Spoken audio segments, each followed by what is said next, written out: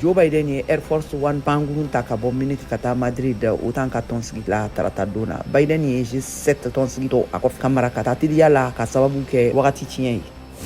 Texas mara kɛbagaw ye tungaladen 46 su ye minnu sara camion remorque ba dɔ kɔnɔna na tɛnɛndon na San Antonio kɛrɛfɛ 16 wɛrɛ jatew ladara lapitaniso la ka sababu kɛ funteni digiraw la kosɛbɛ.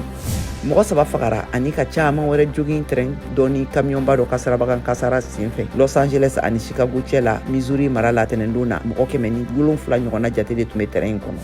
L'Amérique n'a dɛmɛbagaw faralen ɲɔgɔn kan ye drone dɔ bila ka gosiliba kɛ Siri kɔgɔduguya fanfɛla la ka Al-Qaïda ɲɛmɔgɔba dɔ faga. L'Américain ka commandement ye a yira k'a fɔ k'u ye Abu Hamza al-Yemeni Horace al-Din ɲɛmɔgɔba dɔ jate minɛ Idlib k'a gosi.